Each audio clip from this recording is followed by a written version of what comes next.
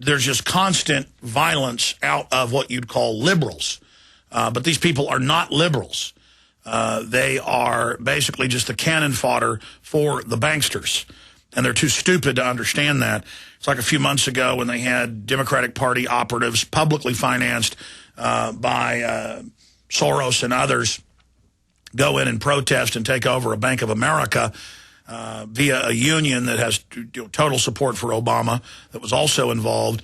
And they demanded not that the bankers take a haircut, not that we write off the 1,000+ trillion in derivatives, not that we get Glass-Steagall back, not that we restore the republic, not that we get rid of fractional reserve banking, but that we raise taxes.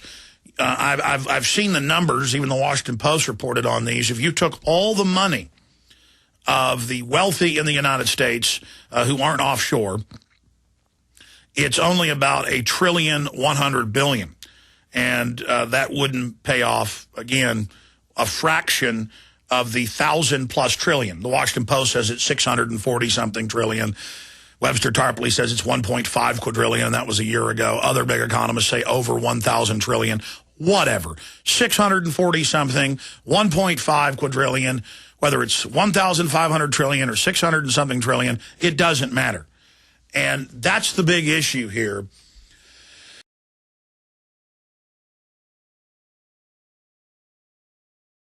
The issue here is that 370 plus, what was it, 376 billion, laundered a $100 million fine. That's a pretty good deal. You make hundreds of billions and then you pay a tiny fraction of it. What is 101 million out of 376 billion? Do we have a calculator? Can one of you divide that out and see what that comes to? 101 million. What percentage of 376 billion is that? That'd be like if I robbed a bank and I was running out with a wheelbarrow with $1 million in it, and the cops walked over and said, listen, you could pay me $1,000 fine right now on that million you're stealing, and we're going to let you go. Well, then I would rob banks every day if I was immoral, because I'd go in, I'd steal the million at gunpoint.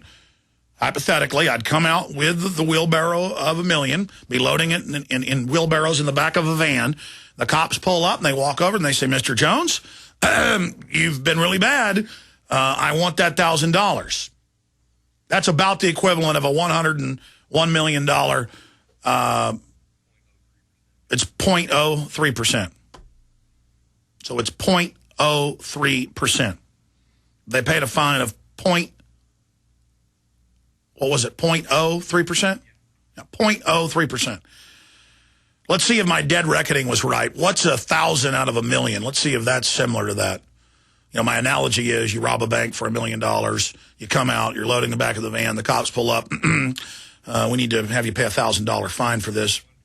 0.1%. So my dead reckoning was a little off, but same thing. So I rob $1 million, and the police pull up and they say, Mr. Jones, we need $3,000. You need to pay a $3,000 fine for the million you just stole. The question is, would I start robbing more banks? Absolutely. Now, the only reason they got away with this is an average bank robber does not finance the politicians and the regulatory boards that then control the police. But J.P. Morgan Chase, Goldman Sachs, Wells Fargo, Wachovia, all Federal Reserve shareholders in the private Federal Reserve, they are above the law. And when they get caught in an embarrassing situation, because whistleblowers do come out and the information goes public, then they have to give them a slap on the wrist. I don't know. Is a $101 million fine out of $376 billion, is that even a slap on the wrist? I don't even think it constitutes that. And, you know, I got off into this discussion basically drawing a parallel. IRS awards $4.5 million to whistleblower. And then I just pointed out that it was whistleblowers that exposed what these banks were doing, so they got a slap on the wrist. So which way is it? Well, you know, the issue here is the government these whistleblowers, for years, it came out, warned the British and U.S. government about this money laundering. They tried to stop it. They got in trouble for it. With Bernie Madoff, for 11 years, multiple whistleblowers delivered dossiers with every bit of fraud chronicled in it, but he was the founder of the NASDAQ and a big insider, so they covered up for him. See, that's the difference is when the big boys are engaged in total fraud and corruption, they don't even get a slap on the wrist. They get maybe a thump on the wrist, if even that. And then when the IRS is going after the general public, they advertise on radio, on TV. I've seen the TV ads. I've heard the radio ads. I've seen them in print about employees. Spy on your bosses. Find them cheating on their taxes. Well, how many times have informants lied and sent cops to the wrong house just to get money? How many times have they put convicted felons on stand in federal and state cases, and it turns out they're professional witnesses that just go around the country lying? That's why the feds have a 96 to 98, depending on which year you look at, conviction rate, because you don't get a fair trial in almost every case. So that's the issue. They're advertising this, and then with the complexity of the tax code, even Money Magazine years ago, Forbes has done the same thing. They've gone out and hired 10 or 20 or 30 in different tests they've done. You've seen it in the news. Different CPAs. And the CPAs all come back with wildly different amounts you're supposed to pay. And so now it turns your employees into these spies looking for anything you've done that's even a mistake, so they can then go get their big IRS cash reward, $4.5 million to whistleblower. An in-house accountant who raised a red flag about tax lapse that his employer then ignored, leading him to tip off the IRS, has received $4.5 million in the first IRS whistleblower award. That accountant's tip netted IRS $20 million.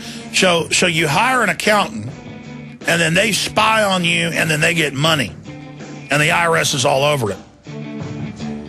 I mean, this will lead accountants to even set up their employers. Oh, you know that's going to happen, where they don't properly pay it and then burn them. Of course, properly pay it is an illegal, unlawful tax. We didn't get till 1913. Wasn't popularized till the early 1950s. Most Americans didn't even pay it till then. And it all goes to the private Federal Reserve. They've got new taxes for you as well. When you've got the ATF ordered to help ship guns into Mexico for 2 years under Obama so they could trace them back here and then call to restrict our Second Amendment, that's a false flag terror attack. They're endangering people. These guns are being used to murder people, including a Border Patrol agent that was killed with one of these guns. And then they grandstand and say, we've got to take your Second Amendment. We've got to restrict it because of what's happening in Mexico. Nobody gets in trouble. When big banks steal trillions of dollars and sell their customers derivatives that they know are worthless, and they pay insurance companies to certify them who know they're worthless, they don't get in trouble. They get giant, quote, bailouts, which they then hoard for themselves, and the bankers then rotate into government positions of regulatory power, and then in the next administration rotate back out into the private sector in a revolving door. And it is the Federal Reserve in 1913 that got rid of U.S. senators being elected by the legislatures that we elect, so they were creatures of the state, really wounding the 10th Amendment and 9th Amendment. It was the same year we got the income tax that we got the Federal Reserve. All three of those things, get rid of the state power, get the private central bank, and get its graduated income tax, which is in the Communist Manifesto, financed by the Bank of England through Marx and Engels. And if you do the research, that's on record. See, graduated income taxes are to shut down the middle class and competition. You've got these big trees in the forest that are the big mega banks. They don't want new trees growing up to challenge them. So basically, communism and an income tax is a shredder they drag behind a tractor, a big giant lawnmower. You ever driven a shredder? You can just run over even medium-sized trees with them with a tractor. They'll say, we hadn't shredded that field in 6 years, Alex. Get out there. When I was like 11, they'd put me on the tractor and send me out there. Pretty crazy.